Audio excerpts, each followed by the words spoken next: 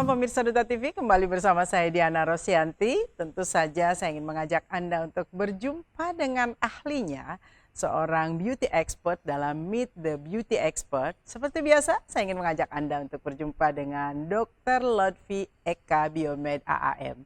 Beliau adalah seorang ahli kecantikan dan juga kesehatan wajah dengan tubuh. Kita akan ngobrol-ngobrol tren di tahun 2024. Karena sudah agak lama juga nggak jumpa dengan beliau. Assalamualaikum, selamat malam.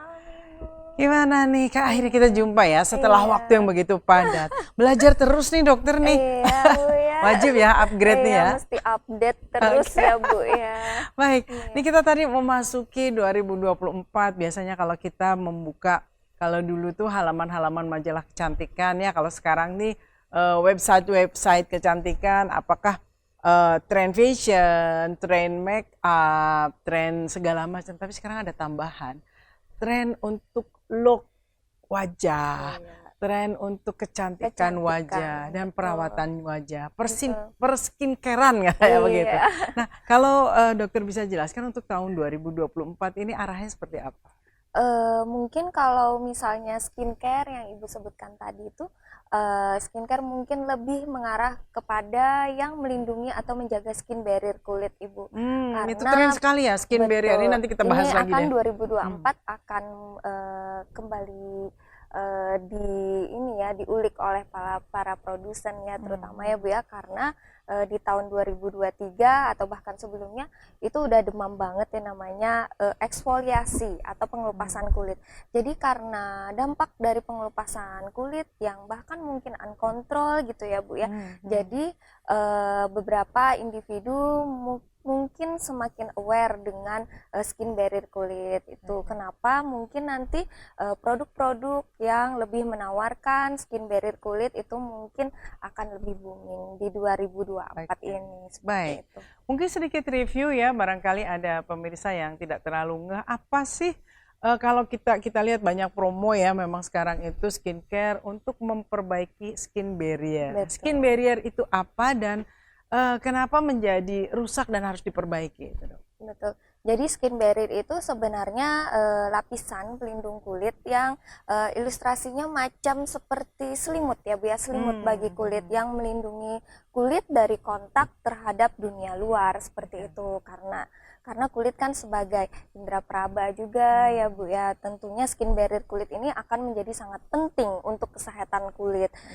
Itu karena skin itu sebabnya ya kita mesti menjaga yang namanya skin barrier kulit, karena ketika kita melakukan eksfoliasi atau pengelupasan yang terus menerus terutama yang disebabkan misalnya oleh pengolesan atau pemakaian bahan yang memang cenderung membuat pengelupasan atau pergantian kulit yang terlalu berlebih, itu biasanya ya, betul itu biasanya akan mengganggu yang namanya skin barrier kulit seperti itu.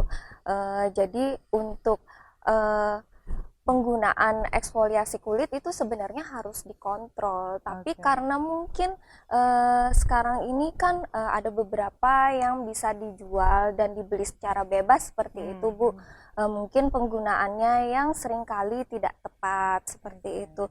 Jadi untuk skin barrier kulit mungkin saat ini harus kita kembalikan lagi fungsinya sebagai pelindung kulit alami gitu Ibu. Artinya ketika barrier kulit itu rusak, terganggu entah itu dengan eksfoliasi atau mungkin juga kita tidak tahu apakah polusi dan UV juga apakah mengganggu, kita tidak tahu juga. Nah, itu apakah ketika itu rusak dikembalikan sehatnya itu harus seperti apa? Dikasih vitamin kah atau dikasih bagaimana? Itu tentunya makro dan mikronutrien Ibu yang mesti kita berikan kepada kulit, karena istilahnya kulitnya kalau skin barrier-nya terganggu jadi lapar gitu Bu. Jadi dia membutuhkan makro dan mikronutrien seperti itu. Misalnya saja untuk yang topikal untuk menjaga skin barrier kulit bisa dengan penggunaan yang berbahan baku misalnya ceramide, aloe vera atau centella asiatica yang sifatnya itu menenangkan kulit seperti itu. Kemudian untuk skin barrier kulit yang sudah terlanjur rusak yang seperti Ibu bilang tadi yang memang udah mengalami kerusakan parah itu memang mesti melakukan treatment tertentu yang berfungsi untuk mengembalikan namanya skin barrier kulit, misalnya dengan injeksi DNA salmon atau exosom gitu, yang mungkin di tahun 2004 ini akan semakin tren untuk namanya injeksi exosom. Oke, artinya distimulasi untuk tumbuh stimulasi. lagi, karena kulit memang bertumbuh ya sebetulnya ya. Kalau nggak tahu ya nggak bisa juga cuma sendiri, kalau sudah rusak ya harus ke dokter mau tidak mau ya. Harus ke profesional gitu, karena membutuhkan tindakan yang juga profesional. Seperti itu. Baik, dampak negatif apa yang akan terjadi kalau skin barrier itu rusak, Dok? Yang utama dan bisa didiagnosa sendiri adalah kekusaman kulit yang Pasti pertama. Begitu ya. Kemudian pigmentasi atau flek gitu. Kemudian kulit jadi lebih sensitif ya Bu ya. Jadi ketika disentuh lebih berasa perih dan lain-lain seperti itu. Rasa tidak nyaman lah pada kulit atau itching kata medisnya gitu, bahasa medisnya. Nah, tadi kita sudah bicara soal skin barrier, kadang-kadang yang sifatnya estetiknya nih, Dok. Tadi kan itu sifatnya perawatan. Perawatan menumbuhkan kembali atau mengobati atau menyembuhkan tadi yang luka-luka dari skin barrier. Kalau yang sifatnya estetik, tahun-tahun kemarin tuh kan banyak orang cantik produk klinik kan. Iya betul. Cantik produk klinik, bahkan cantik buatan dokter. Sampai ada yang bilang gitu ya. Wajahnya Bu, sama ya, semua. Dan sama. akhirnya trennya kan ada yang ke Korea, ada yang ke Thailand. Rasanya kalau yang ke Hollywood tuh sudah nggak terlalu tren ya. Jadi yang terdekat seputar Asia.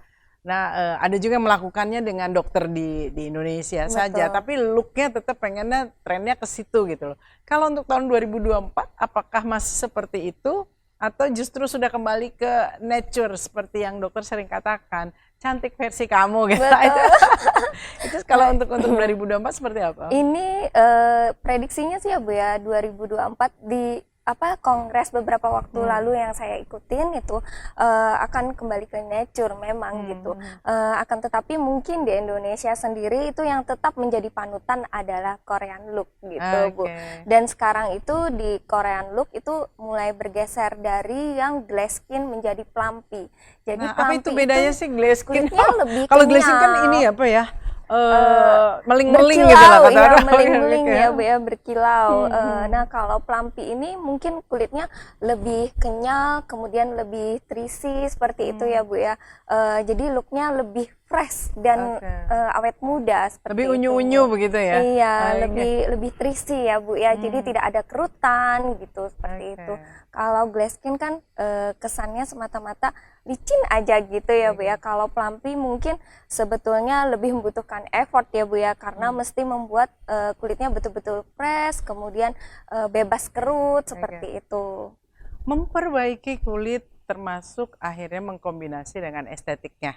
Itu tadi kan kalau kita Korean look, orang Korea itu terkenalnya adalah nggak punya pori-pori. Betul, tanpa pori. Tanpa pori. Walau mau nanti plumpy ataupun mungkin glass skin itu kan tetap posisinya adalah yang nggak pakai pori, lalu hidung lancip-lancip dan lain sebagainya. Apakah masih tren seperti itu juga akan ada di 2024? Kalau tren yang lancip-lancip sih sepertinya udah nggak lagi ya Bu ya, karena itu dianggap betul, karena itu dianggap sebagai justru kesalahan dalam estetik karena over permak ya Bu ya jatuhnya seperti itu. Jadi yang sekarang itu malah tampak dari depan, samping kanan dan kiri itu menunjukkan kontur wajah yang jelas cukup seperti itu tanpa perlu berlebihan seperti itu. Jadi yang sekarang itu mungkin kalau sekarang lebih berkontur.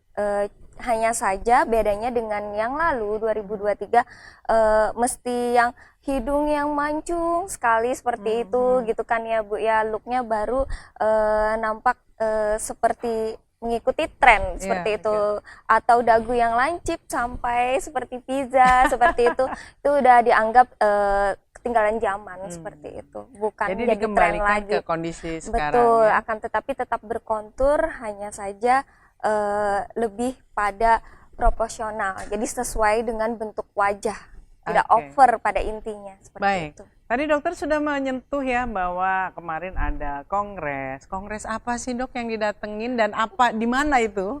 Betul. Jadi beberapa waktu yang lalu saya mengikuti kongres internasional yang mana seluruh dokter estetik di dunia itu berkumpul di Paris, Ibu, tepatnya. Jadi selama beberapa hari di sana kongres, banyak sekali topik-topik yang menjadi perbincangan hangat di dunia dan juga menjadi tren dan akan booming ya di 2024 ini. Oke, di hold dulu oleh-olehnya dari Prancis. Hasil kongresnya apa sih dan apakah bisa dilakukan di Indonesia? Kita kembali sesaat lagi.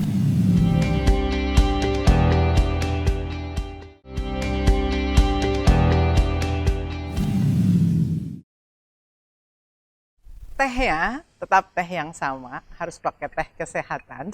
Tetapi plus-plusnya adalah kita harus selalu upgrade dan update knowledge. Nah, Dr. Lutfi itu baru pulang dari Prancis. Ada kongres para expert, beauty expert, baik itu dokter sesuai dengan bidangnya atau yang terkait mungkin. Ya. Kan karena yang bedah-bedah itu juga terkait juga ya. Betul, ada juga. Nah, tadi dikatakan bahwa ada beberapa hal yang akan jadi tren di 2024. Kalau secara mendunia yang di dalam kongres itu oleh-olehnya apa dok? Jadi secara global sih topik yang paling hangat dibicarakan itu adalah mengenai melasma, Ibu. Itu pasti Ternyata iya, pigmentasi itu menjadi masalah bagi seluruh orang di dunia ini, Ibu. Apalagi penuaan dini gitu ya. Betul, penuaan dini anti aging itu tentunya ya udah pasti. Cuman untuk yang melasma memang ada beberapa yang dibahas untuk treatment-treatment terbaru yang lebih update gitu Bu, untuk memperbaiki atau menyamarkan si melasma ini. Karena melasma ini semakin kesini itu semakin banyak Ibu yang mengalaminya, karena itu untuk sunblock melasma pun sekarang tuh ada standarnya. Makanya selama di kongres itu yang saya pahami adalah bahwa ketika kita menggunakan skincare bukan sekedar skincare asal-asalan seperti itu. Jadi hanya memakai skincare udah cukup seperti itu. Jadi bukan itu sebetulnya yang poinnya, tapi poinnya adalah kita menggunakan skincare atau treatment harian, daily treatment kita itu adalah sesuai dengan jenis dan kebutuhan kulit. Karena dengan begitu akan terjaga kulit kita, akan mencegah lah ya sedikit banyak dari problem-problem kulit yang bervariasi seperti itu Ibu.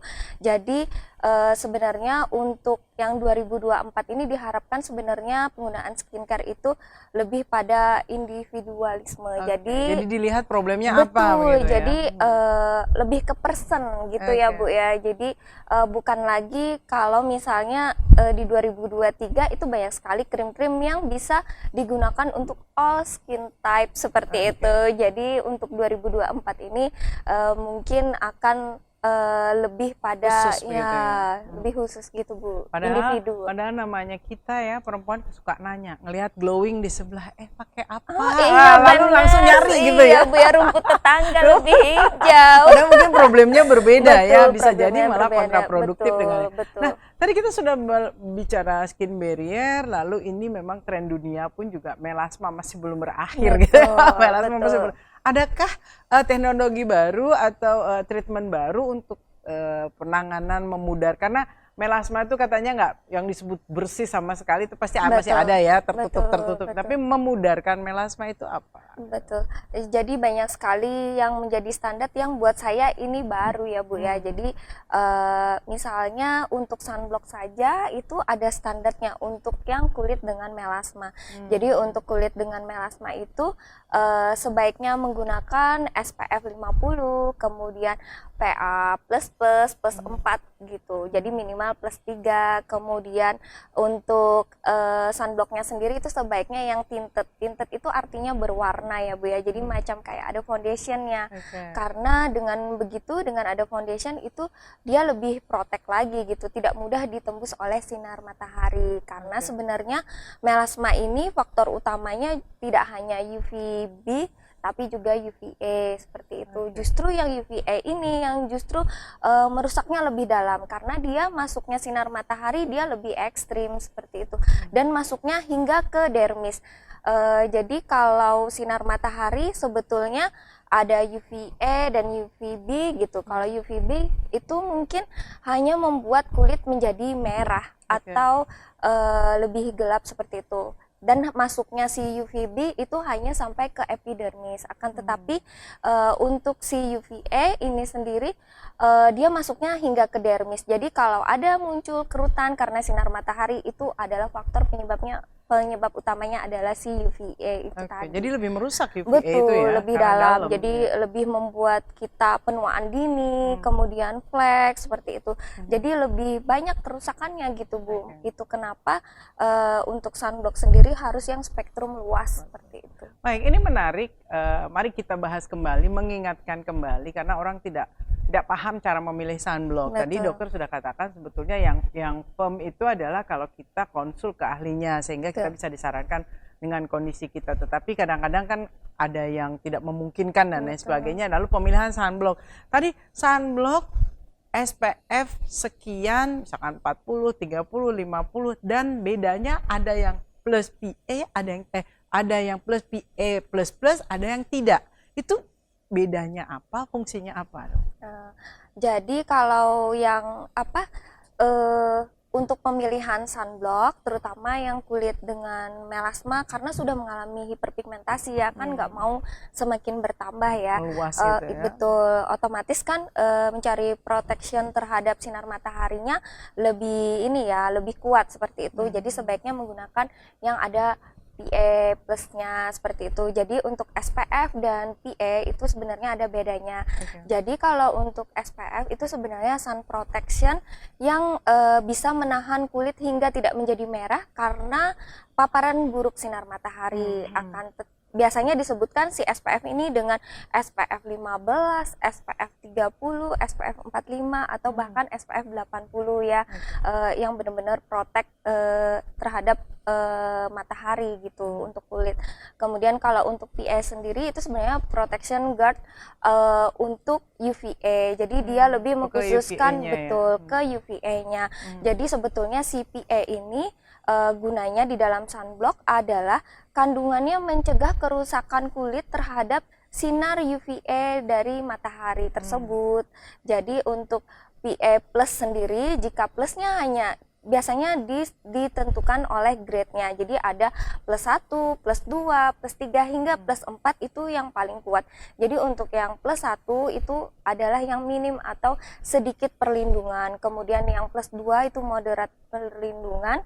Kemudian yang plus 3 itu yang kuat. Sementara yang plus 4 itu sangat kuat. Jadi sebaiknya memang untuk yang melasma atau dengan pigmentasi itu minimal dengan yang plus 3 pemilihannya. 3 dan plus 4 gitu ya. Betul. Atau biasanya jika di beberapa produk tidak mencantumkan PA++, itu biasanya jika dia memiliki perlindungan terhadap sinar matahari yang UVA itu ada bertuliskan spektrum luas. Itu artinya udah mengandung PA.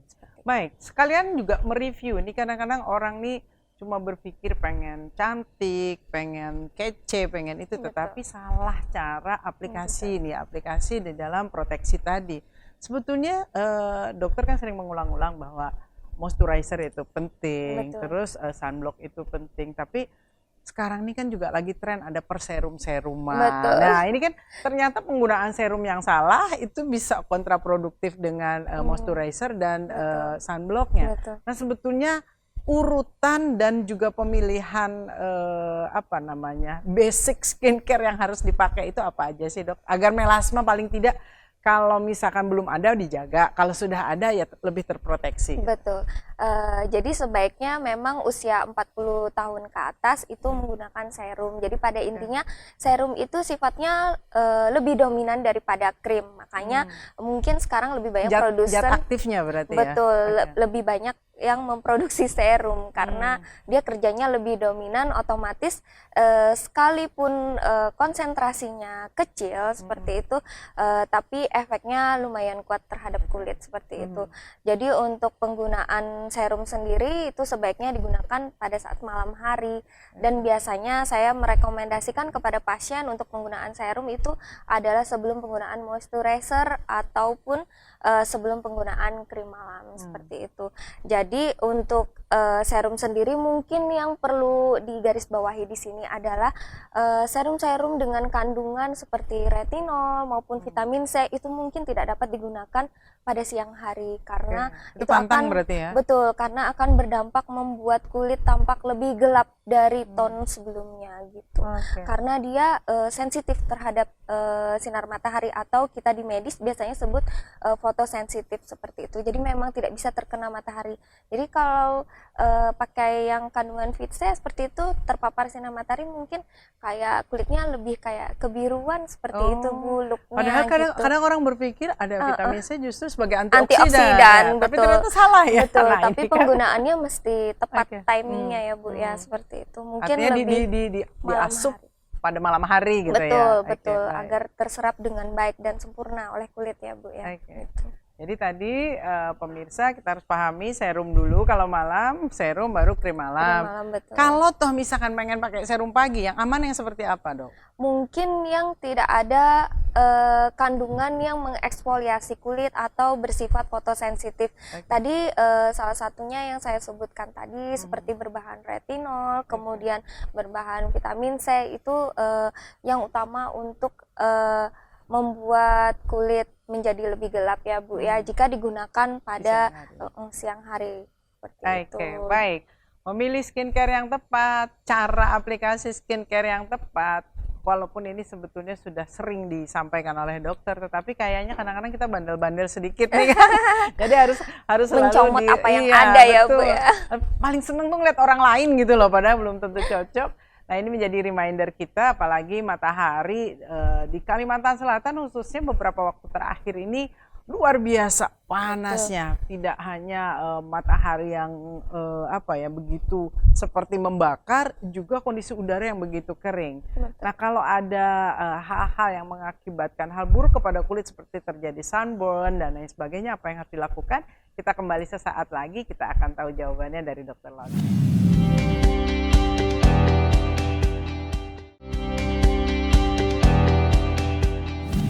Baik, tadi kita sudah bicara soal bagaimana rutinitas proteksi kulit yang paling basic ya. Tadi dokter sudah mengatakan hati-hati juga pemilihan serum dan pastinya sunblock untuk mencegah ataupun juga mengurangi perluasan dari melasma yang ada. Kita masih akan bicara soal melasma ini. Nah, ini kita kondisi real di Kalimantan Selatan beberapa waktu terakhir ini, entah karena memang pergeseran bumi dan lain sebagainya, karena kita juga ada gempa beberapa kali ya. Kondisi kita panas sekali, luar biasa, suhu udara panas, lalu juga udara menjadi kering gitu kan. Nah, beberapa teman ada kejadian, Dok, entah mungkin apa karena proteksinya kurang, lalu dia terjadi sunburn, merah, membara. Nah, kalau ada kejadian seperti itu, ada kondisi seperti itu, apa yang pertama kali harus dilakukan? Karena kalau salah treatment, misalkan langsung tempel segala macam, belum sempat ke dokter, lalu dia merah, mengelupas, lalu langsung membiru. Nah, ini kalau kita ada kejadian seperti ini, apalagi kita di outdoor, apa yang pertama proteksi harus dilakukan sebelum ke treatment itu? Jadi yang utama adalah mengembalikan skin barrier kulitnya. Salah satunya dengan cara adalah pemberian moisturizer, terutama yang mengandung zat aktif, misalnya niacinamide seperti itu, atau vitamin C seperti itu Bu, asal penggunaannya tepat di dalam rumah di gitu malam ya, hari seperti itu. Jadi lebih kayak menggunakan bahan-bahan yang sesuai dengan waktu dan kulit ya Bu ya, sesuai dengan jenis kulit seperti itu. Yang utama sih ketika mengalami sunburn adalah mengembalikan skin barrier kulit, terutama dengan moisturizer atau yang berbahan seperti aloe vera. Kemudian jika tidak sempat melakukan ke klinik atau misalnya hanya ingin home care saja seperti itu, mungkin yang P3K-nya gitu ya Bu ya istilahnya. Jadi P3K-nya bisa dengan maskeran pun bisa dengan menggunakan bahan-bahan alami misalnya seperti aloe vera atau lidah buaya ya yang gampang gitu. Tapi kurang tahu ya sekarang mudah atau tidak ya Bu ya mendapatkan lidah buaya asli gitu. Walaupun sebenarnya jika menggunakan yang ini bahan yang sudah jadi mungkin lebih hygiene ya seperti itu. Jadi bisa menggunakan masker yang mengandung bahan-bahan yang bersifat penenang atau misalnya chamomile juga seperti itu juga. Jadi yang didinginkan dulu, betul yang ditenangkan bersifat dulu menenangkan. ya. Akan tetapi jika sunburn tadi sebetulnya ada grade-grade-nya Ibu. Jadi untuk awal-awal biasanya sunburn itu bentuknya atau looknya hanya kemerahan saja di kulit. Nanti biasanya beberapa hari kemudian itu akan lebih kayak biru. Jadi kulitnya kayak kulit manggis seperti itu ya, warnanya seperti itu, semu-semu ungu gitu ya Bu ya. Dan biasanya jika berat mengalami dampak buruk dari sinar mataharinya itu akan menjadi flek seperti itu, akan menjadi pigmentasi. Jadi permanen begitu ya. Betul. Nah, untuk yang sudah mengalami seperti pigmentasi akibat sunburn seperti itu memang harus dilakukan tindakan Ibu, karena jika hanya menggunakan produk-produk yang memang membantu mengatasi si hiperpigmentasi, mungkin segala sesuatu yang dioles itu sifatnya atau efektivitasnya hanya 25%. Jadi hanya 25% keserap kulit. Akan tetapi jika dengan tindakan-tindakan dokter atau tindakan profesional seperti itu mungkin lebih efektif ya Bu ya, mungkin di atas 75%, bahkan 90% seperti itu. Nah, ketika kita mengalami sunburn, saya mengidentifikasi yang berbeda, misalkan kayak kira kulit di tangan itu terluka, itu kan kalau kita lakukan treatment apapun itu, misalkan tadi dengan alat, dengan injeksi dan lain sebagainya, kalau luka lain kan biasanya disuruh sembuh dulu tuh lukanya. Kalau ini apakah misalkan kita sunburn merah gitu kan, itu kalau kita langsung ke dokter lalu di treatment, apakah memang bisa atau akan didinginkan dulu seperti apa? Betul. Jadi biasanya ketika pasien datang dengan kasus sunburn itu biasanya saya melakukan tindakan yang berupa penenang kulit juga. Misalnya tindakan pemberian nutrien kulit seperti itu tanpa perlu terlalu banyak explore kulitnya. Jadi misalnya kita ada yang namanya alat injektornya itu hanya jarumnya saja yang menyentuh kulit wajah seperti itu, dan itu pun langsung masuk ke lapisan kedua kulit seperti itu. Mungkin seperti mesoterapi namanya Ibu ya, injektor tersebut bisa dilakukan kepada pasien yang sunburn. Kemudian jika hanya kemerahan ringan seperti itu bisa kita lakukan facial detox seperti itu, atau dengan mesoterapi tanpa jarum. Artinya memang ada metode-metodenya. Memang ada metode di estetik seperti itu yang memang fungsi atau kemanfaatannya itu adalah untuk menenangkan kulit dan memang untuk mengatasi sunburn-nya. Jadi pemirsa ingat ya, ini luka bakar sama, tapi kalau luka bakarnya karena matahari kan mungkin beda dengan kalau kita luka bakar kena api. Ya jangan dikasih odol. Ada orang-orang yang masih jangan sampai itu. abai ya Bu ya. Barangkali masih banyak ya Bu ya di luar sana orang yang abai. Pakai apa? Pakai margarin entah apa-apa, malah yang mau nambah luka menjadi tambah parah dan akan tambah dalam. Jadi googling lah untuk penanganan pertama kalau Anda memang sudah tenang dan lain sebagainya, atau dari awal segera langsung ke ahlinya supaya tepat ya. Jangan nanti kalau ini disalahkan kondisi di luar itu gitu lah. Mungkin ada ini sih Bu, ada benefit yang didapat jika lebih cepat untuk melakukan penanganan, karena istilahnya sunburn tadi kan ada gradasinya seperti itu kan ya Bu ya.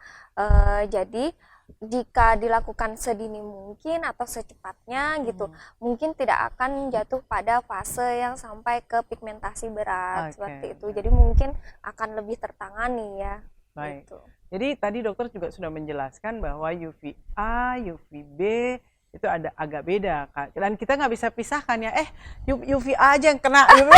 Kadang-kadang datang berbarengan ya, apalagi dalam kondisi di outdoor, datang berbarengan, mungkin tampak dingin, tampak sudah tidak merah, tetapi kita tidak tahu bahwa ada yang masih menembus ke dalam dan merusak. Betul. Dokter juga sudah pernah sampaikan bahwa kadang-kadang proses perusakan itu berjalan terus. Betul, Dan flek berlanjut. hari ini bisa jadi akibat yang bertahun-tahun yang betul, lalu. 10 tahun yang begitu. lalu. Baik, masih seputar flek tadi ya, karena melasma ini menjadi tren dunia juga. Topik hangat di dunia ya. Kalau disebut dengan penuaan dini, kemarin juga kita review, rasanya orang kan selalu berpikir bahwa ya kalau sudah 50 ada flek itu wajar. Tapi ternyata kita melihat ada orang usia sudah 50, 60 nggak ada sama sekali kena ini. Itu mah bakat katanya, memang bakatnya. Sebetulnya seperti apa sih? Apakah ada orang yang di usia 20, 25 sudah mulai ada spruten ya, terus selalu jadi flek berikutnya. Tetapi ada yang sampai usia 60, saya soalnya punya orang tua, ibu itu sampai usia 78 itu nggak ada flek.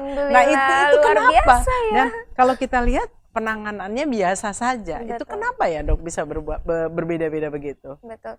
Jadi sebenarnya untuk melasma atau flek itu dia banyak faktor penyebab. Jadi salah satunya adalah paparan sinar matahari. Sebenarnya itu adalah yang menjadi penyebab utama. Selanjutnya penyebab lainnya adalah hormonal. Jadi kadang penggunaan obat hormonal, misalnya KB atau yang lain-lain, atau pada pasien tiroid itu biasanya diberikan obat hormon seperti itu, biasanya akan terpicu, jadi menimbulkan pigmentasi. Kemudian faktor lainnya adalah faktor eksfoliasi yang terlalu berlebihan. Mungkin tidak hanya dengan pemakaian krim-krim keras, mungkin zaman dulu tuh ya Bu ya, zaman ibu-ibu kita dulu mungkin ada ya Bu ya yang dulu beredar di Indonesia, karena saya waktu itu ada merek-merek tertentu betul, ya, merek-merek ada tertentu, yang terus akhirnya saya nggak perlu sebut ya, ya krim abal-abal seperti itulah ya, itu cenderung lebih mengeksfoliasi kulit atau tindakan ekstrim akibat tindakan yang biasanya terlalu over, misalnya nih laser seperti itu Ibu, karena laser itu tampaknya di luar aman-aman saja, jadi sebetulnya di bawah kulitnya itu yang mengalami panas.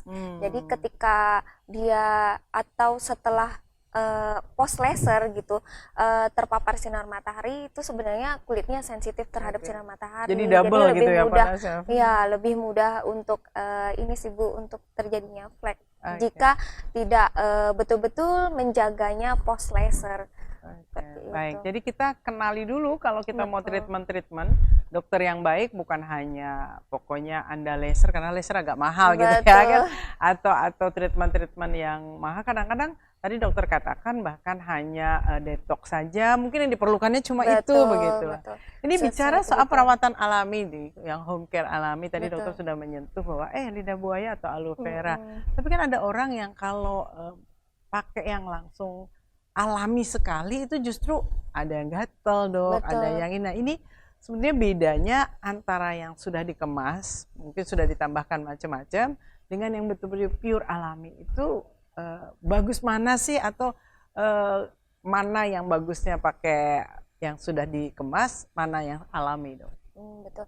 Jadi masing-masing punya benefit sih ya Bu ya. Mungkin jika yang alami, pure alami ini ya Bu ya, ngambil bahan-bahan yang ada di kulkas barangkali ya Bu ya.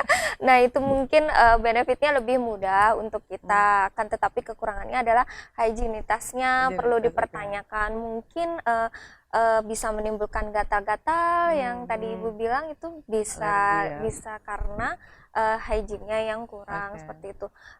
Akan tetapi jika yang pemilihan kita adalah yang dalam kemasan, itu mungkin hygiene-nya lebih terjaga lah ya, lebih pasti lah ya gitu hygiene-nya.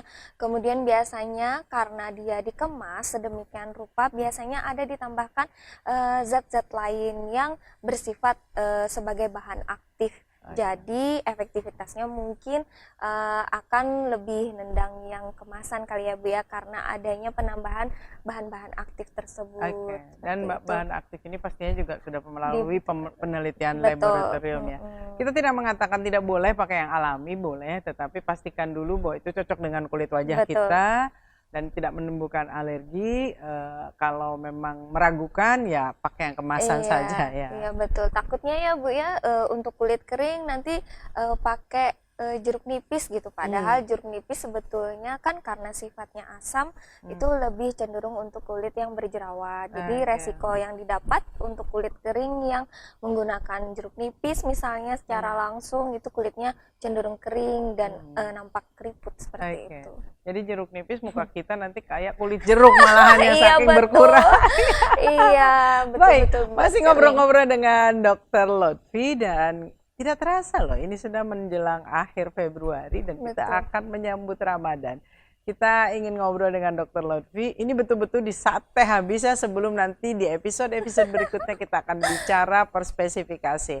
Kira-kira apa yang harus kita siapkan agar kulit wajah dan tubuh tetap sehat menjelang puasa Ramadan. Kita kembali sesaat lagi.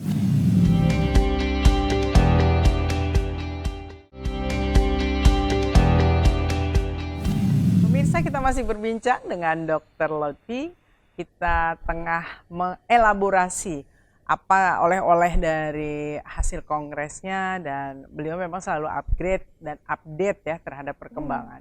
Nah, menjelang Ramadan, tadi kita sudah menyentuh tuh bahwa udara kita semakin panas begitu ya. Mudah-mudahan sih nanti Ramadannya dingin gitu ya. Tetapi memang di kondisi sekarang itu banyak orang dehidrasi dan beberapa teman saya lihat juga menjadi kusam gitu loh kan, itu udah bawaan gitu kan. Betul. Nah ditambah dengan nanti masuk ke Ramadan itu tidak hanya bicara kulit, ada orang yang memanfaatkan betul-betul sebagai ibadah, tapi juga sebagai treatment untuk langsing. Itu kan. Tapi banyak kejadian Dok, Ramadan itu bukan tambah langsing, tapi justru over gitu loh, karena bukanya itu nggak bisa kontrol. Nah ini apa yang harus disiapkan? Pertama mungkin secara kecantikan kulit, tubuh yang sehat untuk menjelang Ramadan. Utamanya untuk kecantikan kulit dulu ya Bu ya, kita buat para wanita ini ya, itu menjaga agar jangan sampai jatuh dehidrasi. Dehidrasi itu pengaruhnya banyak banget sih Bu. Jadi sebetulnya kita kalau sampai dehidrasi pun enggak hanya tidak nyaman di tubuh tapi juga tidak nyaman di kulit. Dan saya ngalamin sendiri Bu yang namanya dehidrasi kulit seperti itu. Jadi kulit jadi kering, lebih kayak greasy, lebih rapuh ya seperti itu. Jadi untuk menjaga agar jangan sampai dehidrasi, jaga moisturizer atau pelembab alami kulit, misalnya yang mengandung bahan aktif yang tadi sudah saya sebutkan, niacinamide, kemudian Central Asiatica atau ceramide, akan tetapi mesti disesuaikan kembali dengan jenis kulit. Mungkin untuk yang berminyak mesti lebih khusus ya untuk bahan bakunya seperti itu. Pada intinya adalah menjaga agar kulit tetap terjaga atau tetap moist. Kemudian minum juga tetap harus 8 gelas ya Bu minimal. Mungkin pengaturannya aja yang menjadi pembeda. Jika kita tidak dalam kondisi puasa, kita bisa minum sebebasnya seperti itu.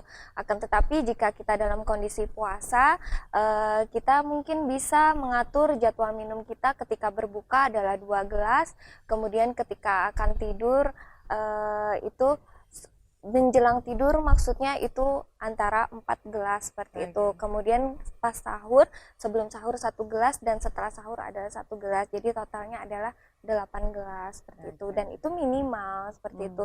Kemudian juga menjaga asupan ya Bu ya, terutama buah-buahan, kemudian serat, sayuran seperti itu. Karena serat itu juga akan dicerna lebih panjang seperti itu. Jadi tidak membuat kita cepat lapar seperti itu. Itu tadi kecantikan wajah ya untuk kulit yang tetap sehat. Nah sekarang ini kadang-kadang puasa yang kebablasan ya Bu ya. Niatnya oh ya bisa sambil diet, tapi yang terjadi timbangannya makin ke kanan itu. Iya, masalahnya itu tergantung sebenarnya pemilihan makanan Ibu. Yang jadi enak itu memang bikin ke kanan ya. Iya, dan pemilihan makanan mungkin kalau yang lebih banyak mengandung gula seperti itu, mungkin perlu pembatasan ya Bu ya, mungkin porsinya yang mesti dikurangi. Akan tetapi jika makanan yang memang banyak mengandung serat itu ya monggo ya Bu ya, buah bisa sepuasnya gitu, porsi seberapapun gitu. Manis alami itu boleh ya kalau dari buah ya. Betul, seperti itu. Akan tetapi kayak seperti buah anggur, kelengkeng itu tidak boleh banyak dikonsumsi juga loh Bu, karena sugernya kan yang lumayan tinggi seperti itu. Olahraga saat puasa. Iya. Tadi kan kita ingin menjaga keseimbangan tubuh gitu loh kan. Olahraga saat puasa menurut dokter dianjurkan tidak ya? Yang namanya olahraga itu tetap harus ya, karena untuk menjaga kesehatan tujuannya. Jadi sebenarnya ketika kita saat puasa memang di beberapa orang itu tidak tahan melakukan olahraga atau workout pada saat siang hari. Jadi bisa diganti dengan malam hari seperti itu. Setelah berbuka atau setelah tarawih itu bisa kita manfaatkan waktu antara 10 sampai 15 menit. Sebenarnya sih tuntutan untuk olahraga setiap hari itu tuh tidak harus lama kok. 10 sampai 15 menit itu adalah nilai yang cukup gitu. Yang penting tuh continue. Continue, Cuma betul. memberikan motivasi untuk continue-nya itu memotivasi diri sendiri ya Bu ya yang tapi sulit. Dok katanya sekarang ada alat loh Dok, kita nggak perlu capek olahraga, tapi dampaknya itu sama seperti olahraga. Betul. Nah kalau menurut dokter alat itu tuh dari promosi yang luar biasa seperti itu beneran nggak sih gitu lah? Ini para mager nih pengen soalnya bener nggak dampaknya itu dan efek kepada tubuh tuh hampir sama dengan kalau kita olahraga? Jadi kalau ini sih ketika saya ditanya, saya dilema juga nih Bu. Nanti takutnya saya dikirain iklan gitu ya Bu ya, padahal sebetulnya bukan iklan gitu. Jadi saya merasakan sendiri sih Bu, ketika saya tidak sempat berolahraga dan menggunakan alat yang memang fungsinya untuk membakar lemak tubuh.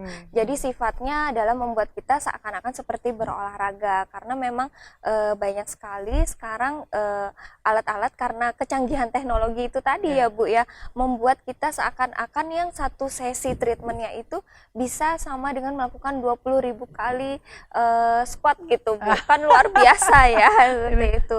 Jadi memang jika kita tidak bisa membatasi porsi makan kita, maka kewajiban kita adalah untuk membuang kalori yang sudah berlebihan masuk. Mungkin itu sih yang bisa menjadi motivasi ya Bu ya. Pilihannya selain dua ya. menggunakan iya, atau untuk kaum mager bisa sih sebetulnya untuk menggunakan teknologi yang canggih sekarang ini seperti itu Bu. Baik. Jadi pemirsa, tadi dokter sudah kasih pilihan, terserah Anda. Kalau Anda ingin sehat nih ya, satu, kurangi makan atau batasi makan-makan yang memang tidak diperlukan sekali oleh tubuh, hanya keinginan saja biasanya. Betul, keinginan ya, nafsu doang ya Bu. Tapi kalau Anda nggak bisa menahan itu, ya konsekuensinya Anda harus olahraga. Betul. Tapi biasanya males tuh olahraga. Tapi lebaran pengen langsing, nah ini kan repot kan. Tapi kalau Anda bisa menjaga, maka ya apapun yang diasup tadi yang seratnya banyak, atau sayur atau buah mungkin tidak terlalu masalah. Nah ini pemilihannya biasanya apalagi di Banjar Dok. Ya, saat puasa tuh keluar semua kue-kue enak. Lagi yang santan-santan ya Bu ya. Nah, dan yang hanya keluar pada saat Ramadan gitu. Cek lab ya Bu ya, setelah lebaran wajib cek lab itu ya Bu ya. Baik, di akhir obrolan kita, sebelum nanti kita jumpa lagi di pas masuk Ramadan, nanti kita jumpa ya. Nanti mungkin ada hal-hal khusus di Ramadan yang kita elaborasi, hanya pengantar saja. Apa yang ingin dokter sampaikan dari obrolan kita tadi terkait bagaimana kita skin barrier dan juga tadi menjaga kebugaran kita jelang Ramadan. Pesannya yang terbaik adalah mencegah terjadinya flek atau melasma. Karena ketika melasma tersebut sudah terjadi, mungkin tidak hanya dibutuhkan skincare yang hanya dioles, akan tetapi juga membutuhkan tindakan profesional. Dan jangan lupa untuk selalu menjaga kesehatan kulit dengan melakukan atau mengaplikasikan skincare atau daily home care. secara rutin tentunya. Dan yang paling penting dalam penggunaan daily care itu adalah sun protection, terutama yang mengandung SPF sesuai dengan jenis kulit dan aktivitas. Kemudian jikalau bisa dalam pemilihan sunblock dengan menggunakan PA+++. Oke, baik. Terima kasih dokter oleh-olehnya dan jadi siap. bekal di awal tahun ini dan sukses untuk dokter untuk selalu. Tadi dokter sering mengatakan kepada kita bahwa apa yang dilakukannya adalah untuk membuat atau menemani para perempuan, walaupun sekarang pria juga masuk klinik sih ya, gitu. Untuk para perempuan untuk bisa tampil percaya diri dengan apa yang dipunya dan pastinya catatannya adalah sehat, kulitnya sehat, tubuhnya sehat. Terima kasih, selamat malam, sukses untuk dokter. Terima kasih. Pemirsa, Anda bisa tetap hidup sehat dengan cara alamiah, dengan pemilihan nutrisi dan lifestyle yang sesuai.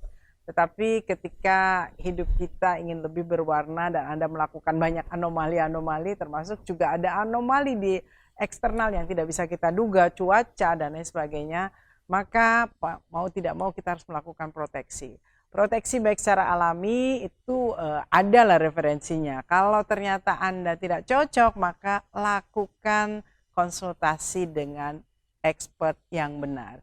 Jadi jangan asal, jangan hanya melihat orang lain sehingga kita salah pilih apa yang menjadi treatment ataupun apa yang dikenakan, dioleskan ataupun dikonsumsi.